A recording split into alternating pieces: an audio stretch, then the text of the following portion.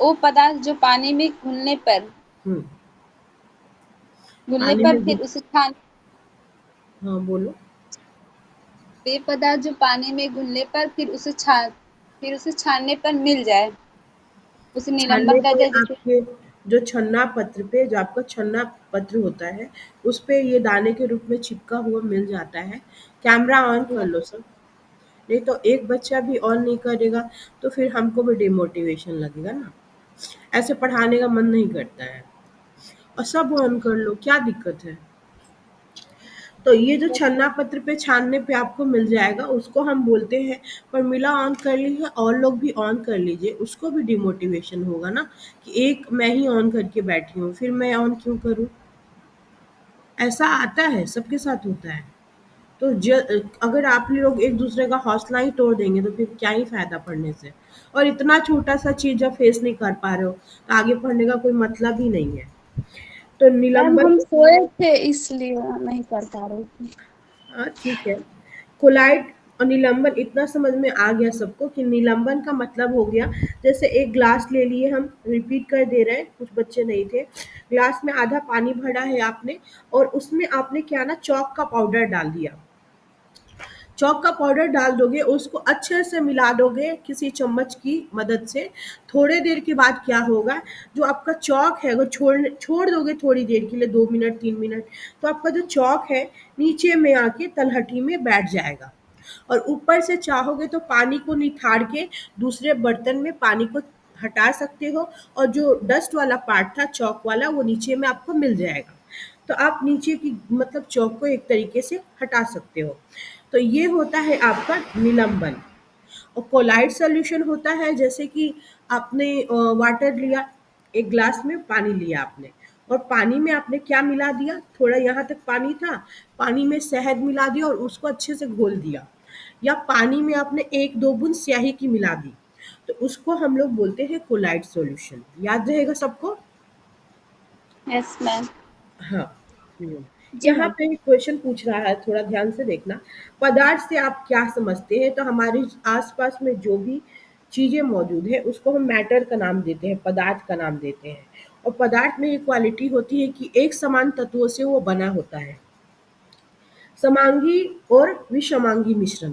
समांगी मिश्रण ऐसा मिश्रण है जो, जैसे सॉल्यूशन बनाए आपने, सॉल्यूशन बनाया किसी चीज का, सॉल्यूशन लिखा ना, सॉल्यूशन को विलयन बोलते हैं।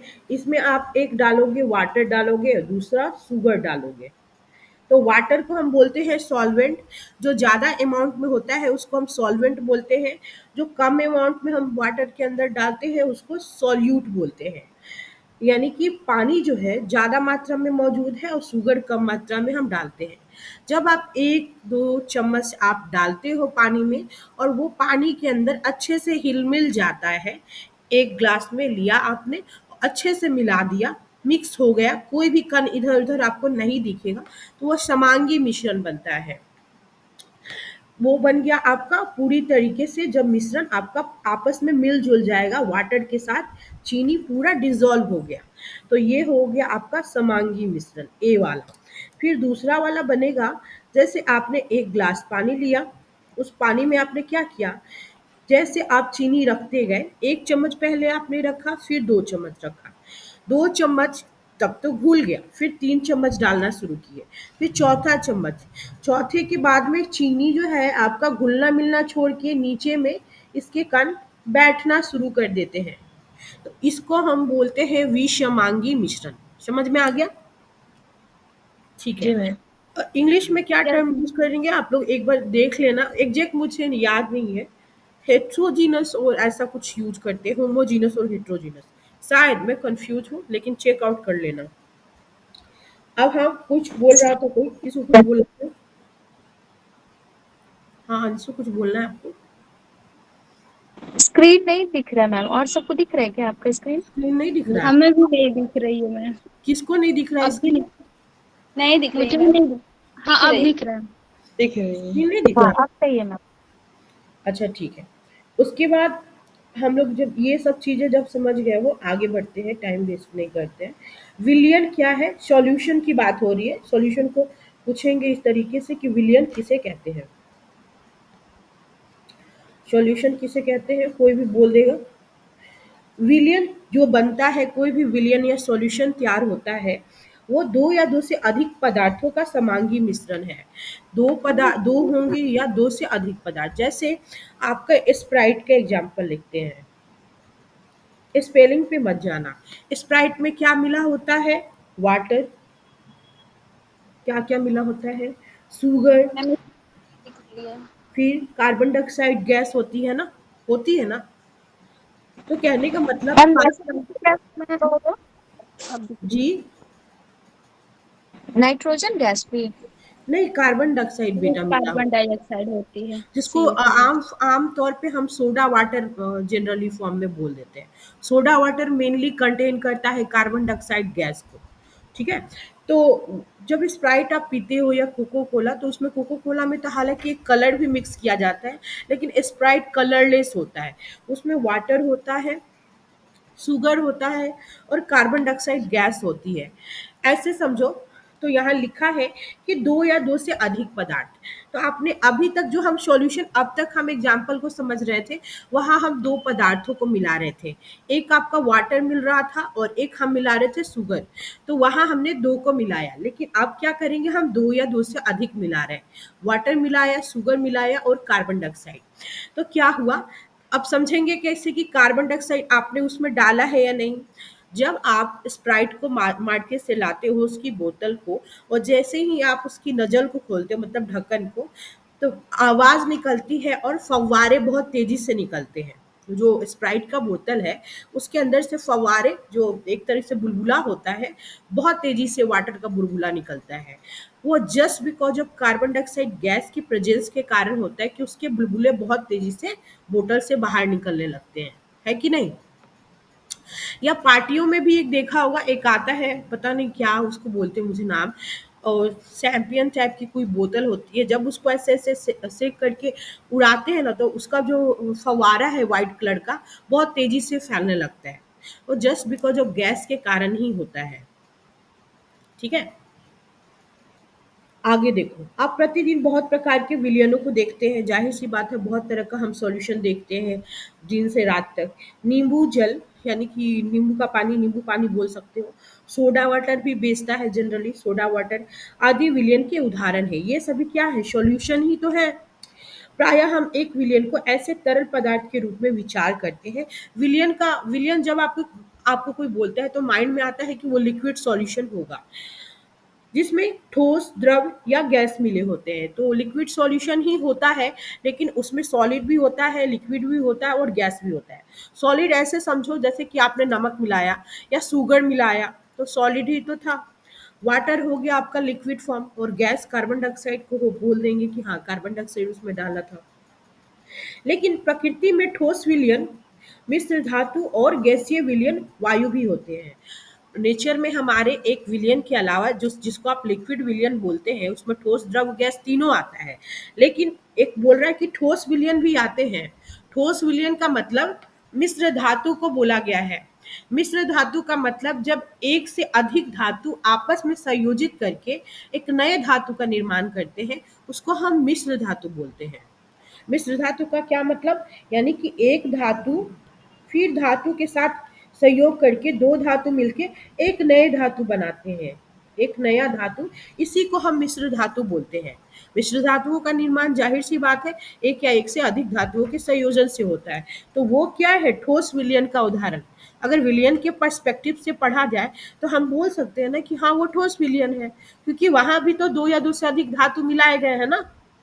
अगर पढ़ा जाए तो बोल सकते हैं ना कि हाँ, जी वो मैम। ठोस वाला विलयन है, ठोस विलयन है, क्योंकि वहां पे दो धातु को आपस में मिलाया गया है, ठोस विलयन है।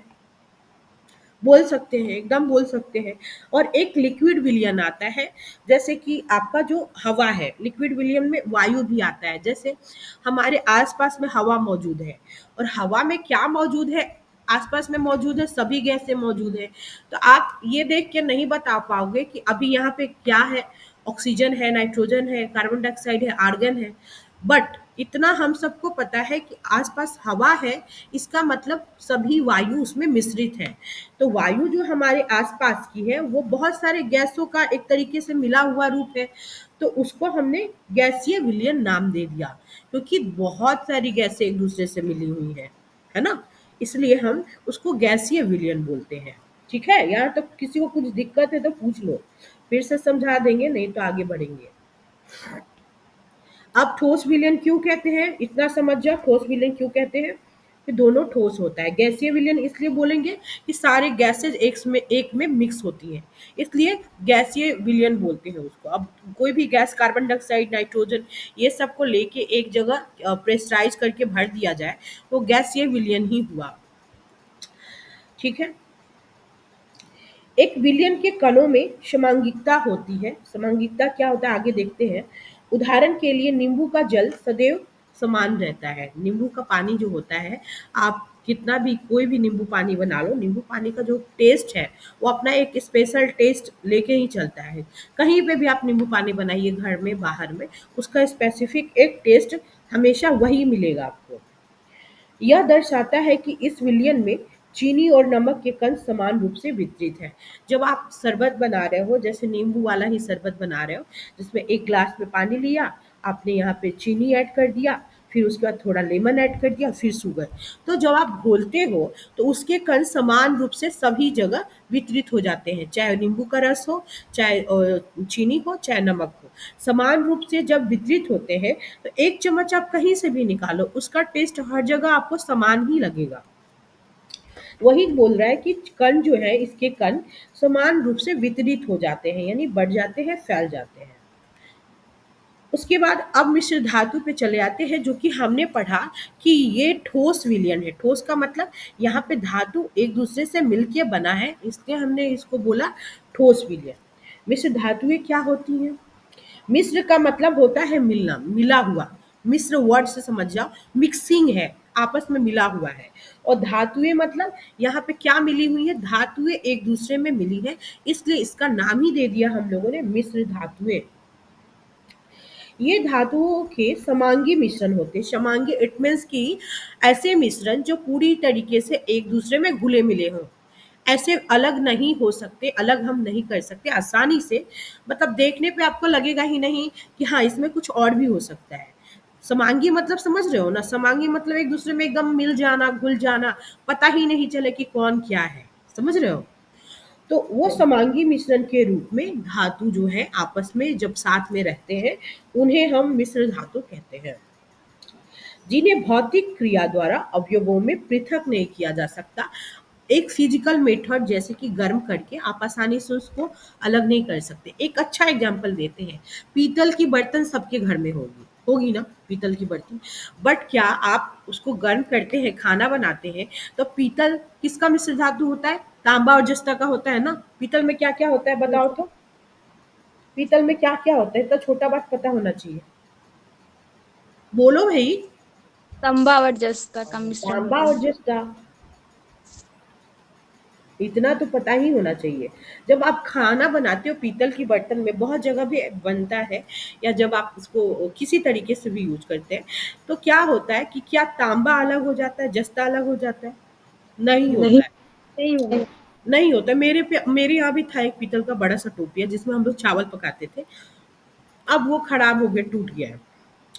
तो जब हम चावल पकाते थे, तो तब भी कहने का मतलब वो उसी फॉर्म में रहता था, ना आप तांबा अलग कर पाते थे ना जस्ता। तो फिजिकल विधि का मतलब हुआ, आप उसको गर्म करके कोई भी फिजिकल नेचर के थ्रू आप उसको अलग नहीं कर पाए। गर्म करके आप उसको अलग अलग स्वरूप में नहीं बांट पाए। वही लिखा है कि भौतिक विधि के द्वारा, भौतिक क्रिया के द्वारा आप उसको अलग नहीं कर सकते। हाँ, लेकिन फिर भी मिश्र धातुओं को मिश्रण माना जाता है। लेकिन फिर भी मिश्र जो धातु है, मतलब मिक्स है एक दूसरे में, हम इन्हें मिश्रण बोलते हैं। क्या हम इसे मिश्रण कह सकते हैं या नहीं कह सकते? पहली बात तो ये। तो अगर हमारे ख्याल से समझे कि जब दो या दो से दो अधिक धातु आपस में मिला हुआ है, तो हम उसको मिश्रण बोल सकते हैं। हाँ, तो आप उसको सॉलिड मिश्रण बोलिए, सॉलिड है चूँकि, तो आप उसको सॉलिड मिश्रण बोलिए, क्योंकि मिश्रण का मतलब ही हो गया एक पदार्थ दूसरे में डिसॉल्व है। वो वाटर और शुगर की अपेक्षाकृत नज़र नहीं आएगा, लेकिन धातु अगर मिक्स है, तो हम उसको मिश्रण का नाम देंगे, कि वो मिश्रण ही है आपस में, तो हम उसको मिश्रण मानते हैं, इतना याद रखिएगा। मिश्र धातुएँ मिश्रण की कैटेगरी में आती हैं। क्योंकि क्या क्या रीज़न है? क्योंकि ये अपने घटकों के गुणों को दर्शाते हैं। जब आप पीतल की बर्तन को यूज करते हैं, तो उसमें तांबा का गुण भी नजर आएगा और जस्ता का गुण भी पता चल जाता है। तो क्योंकि अपना अपना गुण वो दिखाते हैं, यही कारण है कि उसको हम मिश्रण मानते हैं। ठीक है।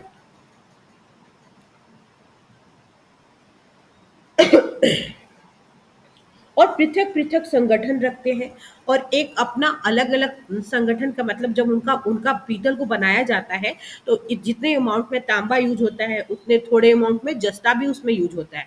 तो अपना अपना संगठन, यानी अपना अपना वजूद जो है, जितना बनाने में लगा है मटेरियल, पीतल को बनाने में जितना तांबा लगा, जितना जस्ता, वो आपको पीतल में आपको मिलेगा ही मिलेगा। एक एग्जाम्पल देखिए, वजूद कैसे बनाए रखते हैं, पृथक पृथक संगठन रखते हैं। थोड़ा समझ लो। उदाहरण के लिए पीतल में क्या होता है, जिंक। जिंक होता है लगभग 30%, 30%, यानी 30% जो संगठन है किसका, जिंक का, वो हर समय आपको मिलेगा किसी भी पीतल की चीजों में। फिर कॉपर भी मिलेगा आपको। कॉपर कितना, 30% आपको कॉपर भी मिलेगा। यानी पीतल बनाने में जिंक कितना परसेंट, 30%। फिर तांबा कितना लगेगा, 70%। जाहिर सी बात है, 30 अगर ये है तो 70 ये है। ठीक है। तो ये चीज याद रखिएगा, पूछ लेता है कभी। यहाँ तक किसी को कुछ दिक्कत है तो बता दो। क्यों ठोस मतलब विलेन बोलेंगे, या इसको मिश्रण क्यों बोलेंगे, इसमें कोई डाउट है? रोशन, आपको कुछ पूछना है? ठीक है, तो आगे बढ़ते हैं। क्लियर है मैम ठीक यहाँ तक। है। सब अपना अपना कैमरा क्यों ऑफ कर लियो? आयशा, ऑन तो कर लो बेटा। गुड़िया, खुशबू, सब मैम एक पता लाइन से ऑफ क्यों? कैमरा नहीं है फ्रंट। क्या? इतने दिन के बाद आए हो, ऑन करना चाहिए था ना। किसी विलियन मैम के दो भागों, हाँ, अच्छा कोई बात नहीं, आवाज नहीं आ रही है। किसी विलियन के दो भागों, विलायक और विलय में बांटा जाता है। मैंने इससे पहले जस्ट अभी बताया है कि जब आप सॉल्यूशन बनाते हैं, जब आप सॉल्यूशन बनाते हैं, तो उसमें क्या क्या चीजें शामिल होती हैं। आपका एक सॉल्वेंट होता है, जो सबसे ज्यादा अमाउंट में होता है, प्लस आपका सॉल्यूट होता है। सॉल्यूट, सॉल्यूशन को आप हिंदी में बोलते हैं विलियन, और सॉल्वेंट को बोलते हैं विलायक। सही बोल रहे हैं ना? सही बोल रहे हैं ना? और जी मैम। सॉल्यूट को बोलते हैं विलेय। विलेय। हाँ। तो कहने का मतलब, थोड़ा सा ध्यान देना। पीतल को बेटा हम अगर चाहें, पीतल को हम नहीं लिख सकते हैं सॉल्यूशन? पीतल को लिख सकते हैं सॉल्यूशन? लिख नहीं। सकते हैं ना? पीतल को सॉल्यूशन लिख सकते हैं। कि अच्छा। और हमने इसमें सॉल्वेंट किसको बोला? क्योंकि जो ज्यादा मात्रा में होता है, मैंने बताया ज्यादा मात्रा में होता है, हम उसको क्या बोलते हैं, सॉल्वेंट। तो यहाँ पे कॉपर कितना है, 70%। तो हम इसको कॉपर को क्या बोलेंगे, कॉपर यानी कि कॉपर को तांबा ही बोलते हैं ना हिंदी में, तांबा। तांबा। Yes ma'am. तांबा को हम बोल देंगे सॉल्वेंट। और हमने 30% ओनली जिंक यूज किया, तो ये हमारा विलेय हो जाएगा। क्या हम ऐसा बोल सकते हैं? बोल सकते हैं या नहीं बोल सकते, इतना बता दो। यस बोल सकते जी हैं। मैम। बोल सकते हैं। हाँ, ये बात अलग है कि ये ठोस वाला विलयन है, क्योंकि ये ठोस तैयार होता है, लिक्विड जैसा नहीं। जैसे वाटर वाला शरबत बनाते हैं वैसा नहीं। तो एक चीज याद रखना, जब कभी भी दो चीजें आपस में मिलती हैं और अगर वो विलयन तैयार हुआ है, तो एक हमेशा, दो चीजों के बारे में बता रही हूँ, एक हमेशा ज्यादा होगा, दैट इज सॉल्वेंट। उसको हम सॉल्वेंट बोलते हैं, जो घुलाने का काम करता है अपने अंदर। जो कम मात्रा की चीज है उसको घुलाने का, मिलाने का काम करता है। एज लाइक वाटर और चीनी का जब सॉल्यूशन हम बनाते हैं, तो वाटर सॉल्वेंट का काम करता है, यानी विलायक का। That's why it is more in quantity, सबसे ज्यादा होता है पानी। और चीनी जो कि सॉल्यूट होता है, विलेय होता है, वो हम 2 चम्मच में डालते हैं ना। अगर शरबत बनाना है, एक ग्लास शरबत, यस मैम। 2 चम्मच चीनी, इससे ज्यादा तो नहीं, इससे ज्यादा शुगर कौन पिएगा, जाहिर सी बात है, डायबिटीज थोड़ी पकड़ाना है किसी को। तो 2 चम्मच आप चीनी डालोगे, तो जो कम क्वांटिटी में यूज हुआ, दैट इज सॉल्यूट। ठीक है। समझ में आया किसी को? समझ में आ गया? मैम जैसे पानी विलायक हुआ और चीनी विलय हुआ। हाँ हाँ, कोई भी आप विलयन तैयार करना, अगर जो चीज़ आप ज़्यादा क्वांटिटी में ले रहे हो तो समझ जाना वो सॉल्वेंट का काम कर रहा है। जैसे अल्कोहल में ही बहुत सारी चीज़ें हमको घुलानी पड़ती हैं, तो अल्कोहल वहाँ पे फिर किसका काम करता है? सॉल्वेंट का काम करता है। ऐसा कोई एग्जाम्पल किधर पढ़ा था, अभी यहाँ पे नहीं दिख रहा है, तो सॉल्वेंट का काम करता है। और जो चीज़ें उससे हमने कम मात्रा में यूज की, हमने उसको क्या बोला? सॉल्यूट बोला। ठीक है, अंशु बोल रहे थे ना। तो आप समझ जाओ कि विलयन कैसे तैयार हुआ। एक विलायक बना और एक विलेय बना। तो यानी कि विलयन के दो पार्ट है, पहला विलायक और दूसरा विलेय। वही यहाँ पे लिखा हुआ है, अंडरलाइन कर देते हैं कि किसी भी विलयन को दो भागों में हम बांटते हैं, विलायक यानी सॉल्वेंट और विलेय यानी कि सॉल्यूट यानी कि चीनी में बांटा जाता है। दो कैटेगरी में इन्होंने डिवाइड कर दिया।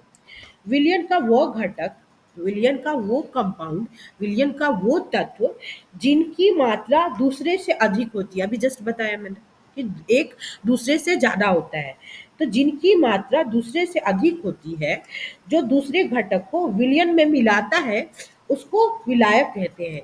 जो दूसरे घटक का क्या मतलब? जो चीनी को उसमें मिलाता है, विलयन में मिलाता है, उसको हम विलायक कहते हैं। यानी पानी को क्या कहेंगे? सॉल्वेंट। विलायक का मतलब घोलने वाला, मिलाने वाला। तो पानी क्या करता है? मिलाने का काम करता है। और दूसरा घटक कौन हो गया आपका? चीनी। विलयन का वह घटक, घटक करके लिखा है, विलयन का वह कंपाउंड या तत्व प्राय कम मात्रा में जो यूज होता है, जो कि विलायक में घुला होता है। विलायक यानी कि पानी में घुला होता है, उसे हम विलेय कहते हैं। समझ में आ गया? विलायक किसे कहेंगे, विलेय किसे कहेंगे? ठीक है, यहाँ तक हमको नहीं लगता है किसी को दिक्कत होगी। अब उदाहरण ये समझा रहे, इससे ज़्यादा और क्लियर हो जाएगा। चीनी और जल का विलयन, चीनी और जल का विलयन तैयार करना है, सॉल्यूशन बनाना है, शरबत ही बना लो। एक तरल घोल में ठोस का उदाहरण है। एक तरल घोल में, तरल हो गया आपका, जैसे ग्लास ले लिया मैंने, इसमें हमने पानी डाल दिया, ग्लास सही से नहीं बना, कोई बात नहीं, पानी तो आ जाएगा इसमें। पानी आ गया। अब हम इसमें चीनी के दाने डाल रहे हैं, तो चीनी जो है ना, छोटा छोटा क्रिस्टल का रूप है। तो यहाँ पे लिक्विड कौन है? पानी है। पानी क्या है? लिक्विड है। लिखा है ना तरल घोल, तो पानी क्या है? एक लिक्विड है, यानी कि तरल घोल है। उसमें ठोस का उदाहरण है। ठोस क्या है? जो आपके चीनी के जो क्रिस्टल है, चीनी के जो ये दाने हैं, ये क्रिस्टल ही तो है। तो ये क्रिस्टल कैसे है बच्चा? ये ठोस है। ठोस है। एक ठोस है ना, क्रिस्टल है तो एक ठोस है। यानी कि एक तरल घोल में ठोस का उदाहरण है चीनी और जल का सॉल्यूशन। इसमें चीनी क्या है जो कम क्वांटिटी में यूज किया गया? विलेय। विलेय है। हाँ। ले और जल क्या है? विलायक है जो अपने में घुल जाए। बहुत अच्छा। अब आगे पूछेंगे, फिर से बताना। आयोडीन, और यही वाला मैं समझाना चाहती थी, मैंने अल्कोहल का अभी बात बताया था। आयोडीन और अल्कोहल का विलयन, आयोडीन और अल्कोहल का विलयन यानी सॉल्यूशन, जिसे टिंचर आयोडीन बोलते हैं। टिंचर आयोडीन किसका मिश्रण होता है? तो आयोडीन और अल्कोहल के मिश्रण को टिंचर आयोडीन बोलते हैं। हम लोग बहुत बार केमिस्ट्री के लैब में एक्सपेरिमेंट करने के लिए हम लोग टिंचर आयोडीन का यूज करते हैं। तो ये टिंचर आयोडीन क्या होता है? अगर वो आपके पास अल्कोहल है और आयोडीन है, तो आप टिंचर आयोडीन बना सकते हैं। देखो टिंचर आयोडीन कैसे बनता है। आयोडीन में जब अल्कोहल का घोल डाल देते हो, उसको हम टिंचर आयोडीन के नाम से जानते हैं, यानी उसका सॉल्यूशन। इसमें आयोडीन विलेय है, क्योंकि अल्कोहल की मात्रा जो है, जैसे एक ग्लास ले लिए और इसमें अगर आपने अल्कोहल डाला, तो आप इतना अल्कोहल डालोगे, यहाँ तक भरा रहेगा पूरा अल्कोहल, और उसमें आयोडीन जो डालोगे, आयोडीन बहुत, एक स्पून मतलब समझो एक चम्मच आपको डालनी है। जब आप एक चम्मच डाल रहे हो आयोडीन को, तो सबसे कम मात्रा में आपने आयोडीन को यूज किया, तो आयोडीन क्या हो गया? विलेय। विलेय हो विलेय। गया आयोडीन। और अल्कोहल किसका काम कर रहा है? विलायक है। विलायक का। यानी जो ज़्यादा क्वांटिटी में है उसको हम लोग सॉल्वेंट बोलेंगे, विलायक बोलेंगे। जो कम मात्रा में है उसको सॉल्यूट यानी विलेय बोलेंगे। तो टिंचर आयोडीन वाला याद रखिएगा, ये पूछ लेता है कि कैसे बनता है या किसका सॉल्यूशन है। तो आयोडीन और अल्कोहल की सॉल्यूशन को टिंचर आयोडीन कहते हैं। और उसमें सॉल्यूट कौन है, सॉल्वेंट कौन है? मैंने अभी तुरंत बोला था थोड़ी देर पहले कि वो घुलाने का काम करता है। वात युक्त, यानी जो हवा बंद, वात का मतलब होता है हवा, युक्त मतलब हवा बंद वाले जो बहुत सारे पेय पदार्थ आते हैं, सॉरी, बहुत सारे जो हवा बंद आपको देखोगे, मतलब मिनरल्स वाटर हो गया, सोडा वाटर हो गया, कोक हो गया, कोको कोला हो गया, स्प्राइट हो गया, बहुत सारी जो चीज़ें आती हैं उसमें क्या है ना, उसमें हवा actually carbon dioxide mainly carbon dioxide का ही नाम दिया है, वो थोड़ी कम मात्रा में उसमें जान के डाला जाता है। ठीक है, क्यों डाला जाता है देखो, वात युक्त पेय पदार्थ जैसे कि सोडा वाटर, कोक इत्यादि तरल विलयन में गैस के रूप में है।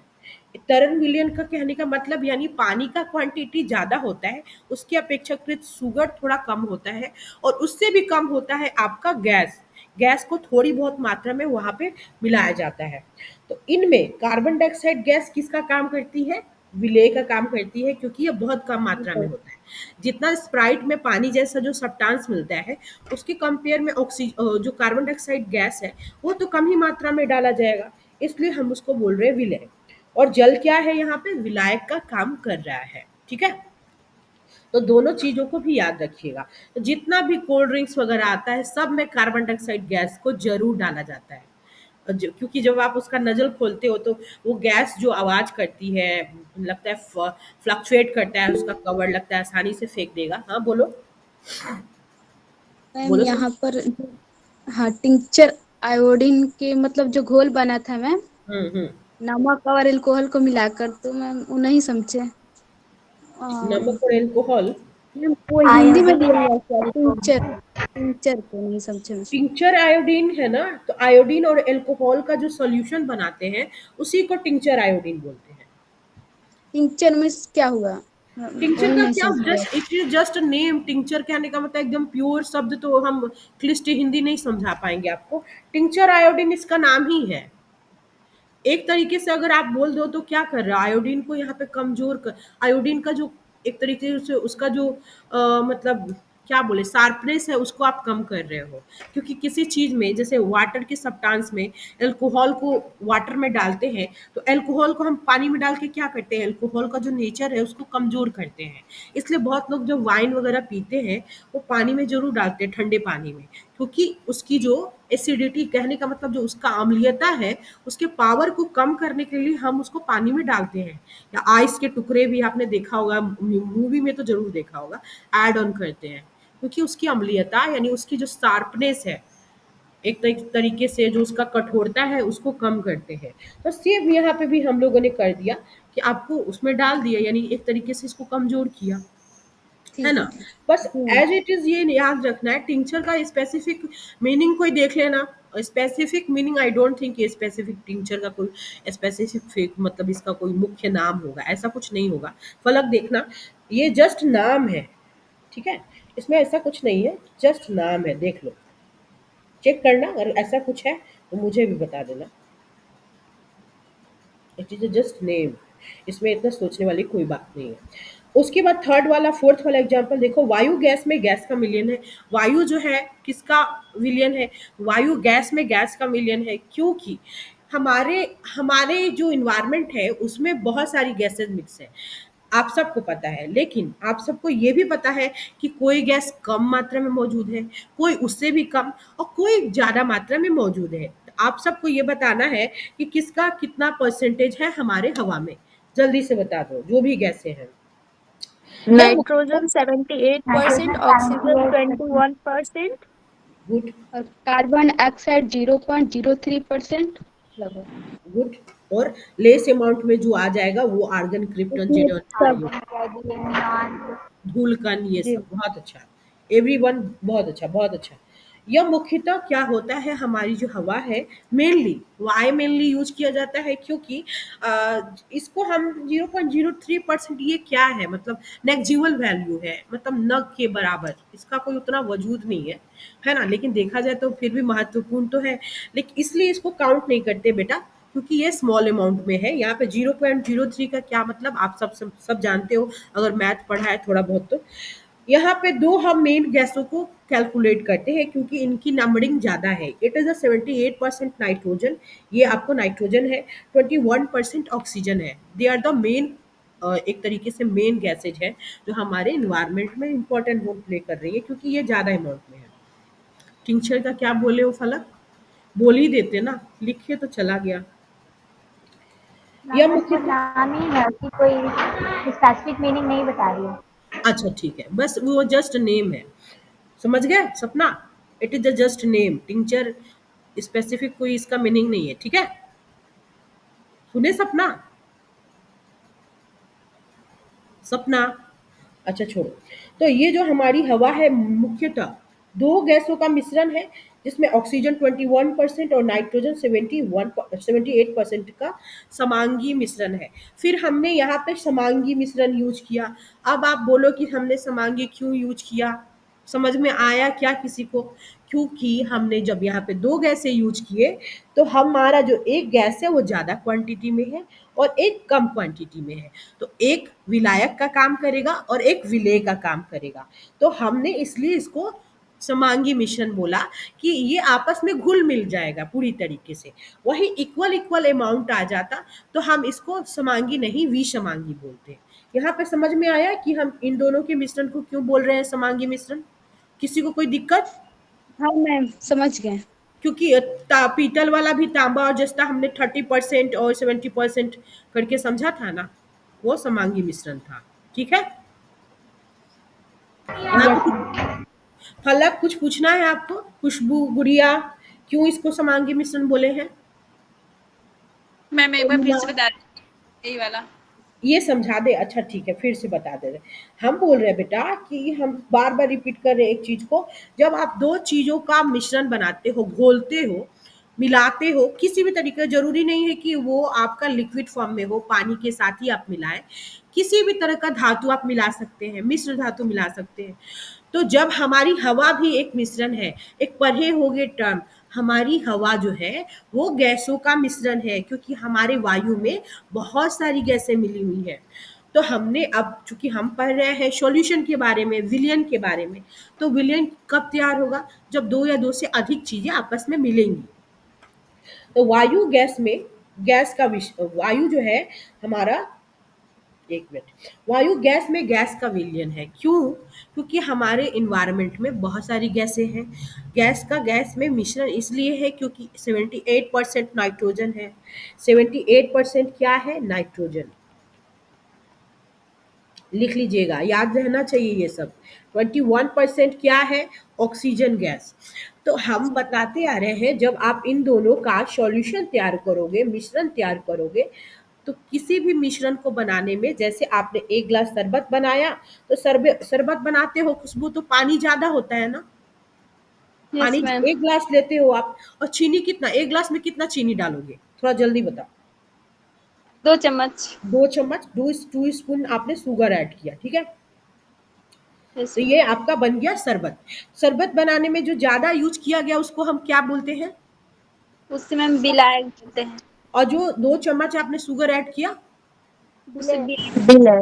विलेय कहते हैं, ठीक है। अब यहाँ तक कोई डाउट तो नहीं था खुशबू? No ma'am. हाँ, उसी तरह हमारे वायु का जब हम विलयन बनाएंगे, ये दो मेन गैसें हैं, ये दो मेन गैसें हैं, नाइट्रोजन और ऑक्सीजन। इसका जब विलयन बनाओगे तो आप, एक हमारा ज्यादा है तो ज्यादा वाले को क्या बोलेंगे? थोड़ा सोचो। विलायक नाइट्रोजन होगा। विलायक। हाँ, क्योंकि ये विलायक का काम करेगा, ठीक है, क्योंकि ये ज्यादा है, अपने अंदर घोलने का काम करे, क्योंकि इसी में कैपेसिटी है। जिसके पास ज्यादा होता है वही पावर को कैप्चर करता है, जिसके पास ज्यादा होता है वही दूसरे पे हावी होता है। कमजोर वाला क्या कभी किसी पे हावी हो सकता है क्या?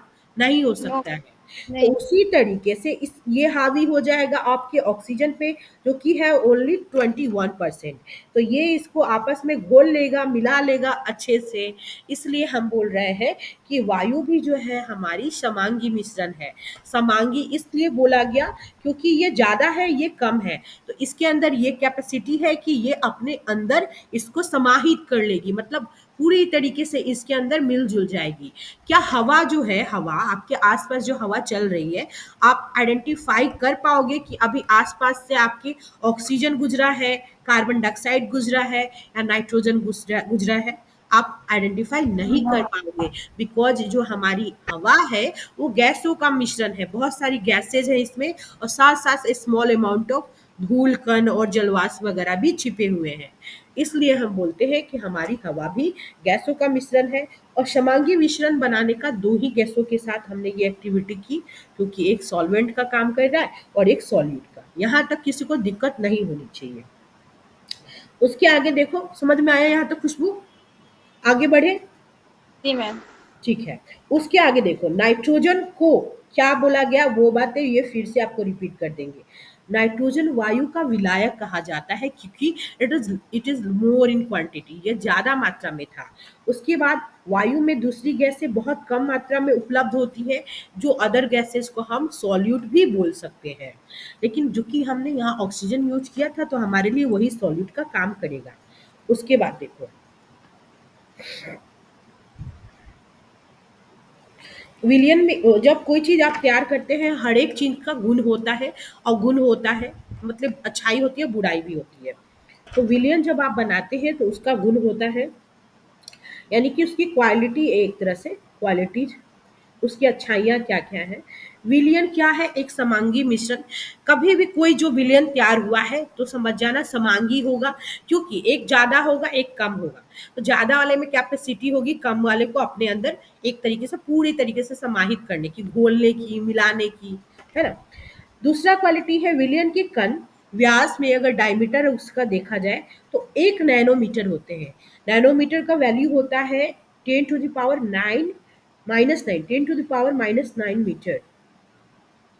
ये 1 नैनोमीटर का वैल्यू होता है, याद रहना चाहिए सबको। और माइनस में होता है 10⁻⁻⁹ मीटर।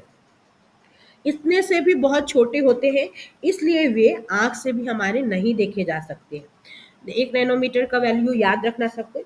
अपने छोटे आकार के कारण विलियन के कण गुजर रही प्रकाश की किरण को फैला नहीं पाते हैं, इसलिए विलियन में प्रकाश का मार्ग नहीं दिखाई देता। ये एक अलग चीज है, इसको हम लास्ट में समझाते हैं इसके बाद में। छानने की विधि द्वारा विलय के कणों को विलयन में से पृथक नहीं किया जा सकता।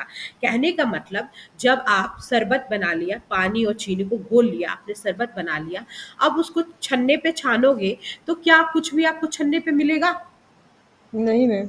कुछ भी नहीं। नमक और चीनी को घोल नहीं दो, मिलेगा। फिर छान दो उसको, कुछ नहीं मिलेगा। फिर पानी, नमक और चीनी बोल दिया, सॉरी, पानी और चीनी या पानी और नमक दोनों को जब आप घोल के उसको छानते हो, कुछ कुछ भी नहीं मिलेगा आपको। कुछ होगा तब तो मिलेगा, चीनी तो आपस में घुल मिल जाएगा पानी के अंदर, नमक भी अगर घोलोगे तो वो भी घुल जाएगा, तो आपको कुछ नहीं मिलेगा।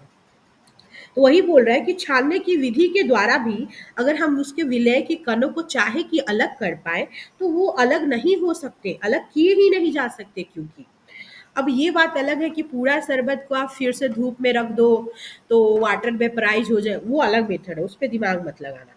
विलयन को शांत छोड़ देने पर भी विलय के कण नीचे नहीं बैठते हैं। अर्थात विलयन जो एक बार आपका बन गया है वो परमानेंट होता है, वो अस्थाई होता है, वो जल्दी नहीं चेंज हो सकता। एक बार जब आप शरबत बना दिए तो वो मतलब बन गया, मतलब बन गया, वो अपना रूप नहीं खराब करेगा। और चाहे कितने देर भी उसको बैठने के लिए छोड़ दो, जैसे पानी और चौक वाला एग्जाम्पल था, हमने बैठने के लिए छोड़ दिया, तलहटी में बैठ गया, लेकिन जब आप शरबत बना लिए पानी चीनी को घोल के, कितने देर भी छोड़ दो, क्या नीचे चीनी बैठा हुआ मिलेगा? नहीं, नहीं। क्योंकि वो जो सॉल्यूशन बन गया, वो जो बन गया है वो परमानेंट तरीके पे बन गया है, वो अब फिर रूप नहीं बदलने वाला अपना। ठीक है। एक और चीज दिया गया है जो कि ये वाला पॉइंट है, इम्पॉर्टेंट है। यहाँ पे क्या समझाना है, जब पानी और चीनी को जब आप घोलते हैं, मेनली यही एग्जाम्पल हम लोग पढ़ते आ रहे हैं, तो आपस में घुल जाने के कारण अगर उस ग्लास से, बस कंक्लूड ही कर रहे हैं, खत्म ही है। हाँ ठीक है, अगर आप जा सकते हो तो जाओ, कोई दिक्कत नहीं है। जैसे कहने का मतलब, एक ग्लास ले लो, शीशे का ग्लास लेना, और उसमें पानी और चीनी को घोल देना, और एक टॉर्च का लाइट उसको क्या करना, कमरे की बत्ती को ऑफ करके अच्छे से दिखाई देगा। वो शीशे के ग्लास में जब पानी रहेगा तो आप उस पे लाइट जब मारेंगे तो लाइट जो है ना इसके आसपास से ऐसे बिखरेगा कि आपको पता ही नहीं चलेगा कि आपके ग्लास से होके लाइट गुजर रहा है। ठीक है, आपको पता ही नहीं चलेगा कि आपके ग्लास से लाइट गुजर रही है। लेकिन कभी कभी क्या होगा, चूंकि यहाँ पे यही बोला गया है कि विलियन में से प्रकाश जो है मार्ग दिखाई नहीं देता। जब एक ग्लास ले लो शीशे का, उसमें नमक चीनी घोल लो, उसके बाद उस पे जब लाइट बांटते हैं ऊपर से होके इसके आर पार आपको प्रकाश का कोई रास्ता नहीं दिखेगा। इसी को बोला जा रहा है कि अपने छोटे आकार के कारण विलियन के कण गुजर रही प्रकाश की किरण को फैला नहीं पाते हैं। मतलब वो फैला नहीं पाता है क्योंकि समान रूप से वितरित होता है और सारा लाइट गिलास के एक पार्ट से होके दूसरे पार आराम से चला जाता है। वो फैलाने की कैपेसिटी नहीं होती है और यही कारण है कि विलियन का जो मार्ग है उसमें से प्रकाश का रास्ता नहीं दिखाई देता। यहाँ पे कोई समझ में आया या नहीं समझ में आया फिर से पूछ लो, ये पॉइंट इंपॉर्टेंट भी है। और इसी प्रक्रिया को टिंडल इफेक्ट बोलते हैं। टिंडल इफेक्ट किसी को समझ में आया टिंडल इफेक्ट क्या होता है? बोलो ना भाई, सबके सब कैमरा ऑफ करके रख लियो, क्या समझ में आएगा? एक बार फिर से समझा दीजिए।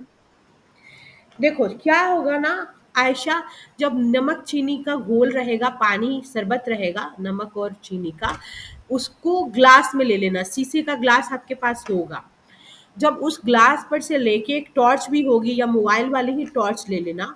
मैं कोशिश करूंगी कि कल इस चीज को दिखाऊं। जब आप उस ग्लास पर से अपने मोबाइल का टॉर्च पास करोगे, टॉर्च की लाइट दोगे, तो वो क्या होगा कि आपके शीशे के ग्लास को आर पार भेद के वो लाइट चला जाएगा, इस पार से उस पार लाइट चला जाएगा। मतलब इस ग्लास के बीचों बीच प्रकाश का कोई भी रास्ता आपको नहीं दिखेगा। यानी कि ये जो ग्लास है, इस ग्लास में शरबत जो रखी है, यहाँ पे अगर आप टॉर्च बार रहे हो तो यहाँ से प्रकाश गुजरती हुई आपको दिखेगी ही नहीं, डायरेक्ट यहाँ दिखेगी, यहाँ से होकर के निकल जाएगी, इस ग्लास के बीचों बीच नहीं दिखेगी।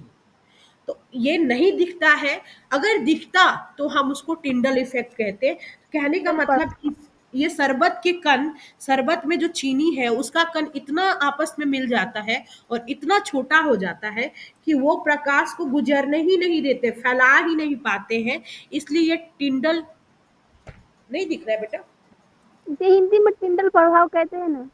तो इसको अगर अगर अगर वो प्रकाश का रास्ता आर पार यहाँ से गुजर जाता इस ग्लास से, अगर मान लो ये ग्लास है और यहाँ पे लाइट में बार रही हूँ और इसके अंदर से रास्ता आपको दिख जाता, तो उसको टिंडल इफेक्ट बोलते हैं। लेकिन यहाँ विलियन में क्या होगा, नहीं दिखेगा, क्योंकि विलियन के कण तो आपस में समाहित हो जाते हैं, छोटे होते हैं, तो प्रकाश के रास्ते को नहीं फैला पाते हैं। तो प्रकाश का रास्ता जब फैलेगा ही नहीं, रिफ्लेक्शन होगा ही नहीं, लाइट का रिफ्लेक्शन होगा तब बीच से रास्ता दिखेगा। रिफ्लेक्शन सो ही नहीं होता है प्रकाश का कण। अच्छा sorry, I don't know why क्यों नहीं दिख रहा है। ऐसा तो कुछ नहीं है, सबको आप लोगों को दिख रहा है, आप लोगों को दिख जी रहा है। मैम। परमिला जी ऐसा मैम। तो कुछ नहीं किया बेटा। तो अगर दिखता बेटा तो that is called Tyndall effect. लेकिन क्या होता है ना आयशा, कि विलियन का जो सॉल्यूशन आप लेते हो, यानी शरबत जो लेते हो चीनी पानी वाला, उसमें से ये लाइट अगर पास करोगे अपने मोबाइल की टॉर्च से, तो यहाँ बीच से ना आपको नहीं दिखेगा। ये जो ग्लास है ना आपकी, बस इसी तरह शीशे की ग्लास लेना, स्टील वाला मत लेना, तो ये लाइट यहाँ से यहाँ तक डायरेक्ट दिखेगा, इसके बीच से कुछ दिखेगा ही नहीं। एक छोटा सा एग्जाम्पल समझा के इसको हम बाइंड अप करते हैं। आज के लिए इतना हो गया है। जैसे आप देखे होंगे जब जंगलों में जाओगे या किसी भी मूवी में देखे होंगे, तो जंगल में तो हर तरफ पेड़ और पेड़ होते हैं, तो सन का जो राइट रिफ्लेक्ट होता है तो पेड़ों के बीच से छन के सन की रेज आती है और पूरे जंगल में फैलती है। That is called Tyndall effect. तो उस पूरे पेड़ के पेड़ इतने घने हैं, फिर भी उसके बीच में उसकी जगह मिल गई प्रकाश को, तो प्रकाश आपको दिखेगा। एवरीवन इज मतलब आप सब ने ये एक्सपीरियंस किया होगा नहीं, कि अगर आप देखोगे तो पेड़ों के बीच से वो जो लाइट है वो अपना रास्ता बना के चला आता है अर्थ तक। That is called Tyndall effect. ठीक है। और इवन अगर हमारे घर में, अगर बहुत सारे घरों में देखोगे, छोटे छोटे झरोके बनाए जाते हैं as like a window sill की तरह, छोटे छोटे घर होंगे, और उसमें छोटे छोटे होल बनाए जाते हैं, और वहां से अगर सन जब रहता है तो वहां से सन की एक पतली लाइट आती है, और वो सन की जो रे है आपके घर में इंटर हो रही है, तो सन का रास्ता आपको दिखेगा कि कैसे कैसे आ रहा है, दिखता यस है ना। मैम। तो वो जी। जो दिखेगा सन का पूरा रास्ता क्लियर दिखेगा, कि मतलब सन का रास्ता नहीं, इट मीन्स उसके रेज का, उसके जो किरण है उसका रास्ता पूरा आपको घर में आता हुआ दिखेगा कि यहाँ पे आ रहा है ना। सन का पूरा एकदम रेज आपको दिखेगा। That is called Tyndall effect. तो वो सॉल्यूशन के साथ नहीं हुआ क्योंकि उसके कण छोटे थे, वो फैला नहीं पा रहे थे। अगर रास्ता फैलेगा तभी वो उस तरीके का इफेक्ट दिखता है। हाँ रोशन बोलो। बोलो। इट मीन्स मैम कि उसे माध्यम नहीं मिला। हाँ, एक तरीके से आप ये बोल सकते हैं कि माध्यम नहीं मिला, क्योंकि कण बहुत छोटे हैं, तो वो एक तरीके से उसको स्कैटर नहीं कर पा रहे। उसके यहाँ पे एकदम पूरा टर्म भी लिखा है कि गुजर रही प्रकाश की किरणों को फैला नहीं पाते। स्कैटरिंग होना ज़रूरी है, कुछ कण बिखरेंगे तभी ही एक रे आती हुई दिखेगी। तो जंगलों में क्या होता है, कुछ किरण बिखर जाती है उधर-उधर, और कुछ किरण आती हुई आपको दिख जाती है, तो टिंडल इफ़ेक्ट हुआ। घरों में भी सेम होता है। कुछ रेज इधर उधर छत के आर पार बिखर जाती है, और कुछ झरोखे से होते हुए चला आता है। तो पूरा रास्ता ऐसे देखोगे, अगर विंडो है तो विंडो से छन के ऐसा लाइन पूरा आ जाता है और आपके घर पे ऐसे पड़ता रहता है। तो आप जिसे सब, हम किरण पुंज बोलते हैं। हाँ एक तरीके से किरण किरण पुंज आप पुंज। बोल सकते हो। हाँ बोल सकते हो किरण पुंज। तो वो बीकर वाले ग्लास में ये एक्टिविटी करके देखना। मेरे से तो इंतजाम कर रहे हैं, शीशे के ग्लास की थोड़ी दिक्कत आ रही है, मेरे यहाँ स्टील के ग्लास ही है। शीशे की ग्लास में देखती हूँ, मुझे मिलता है, कोशिश करती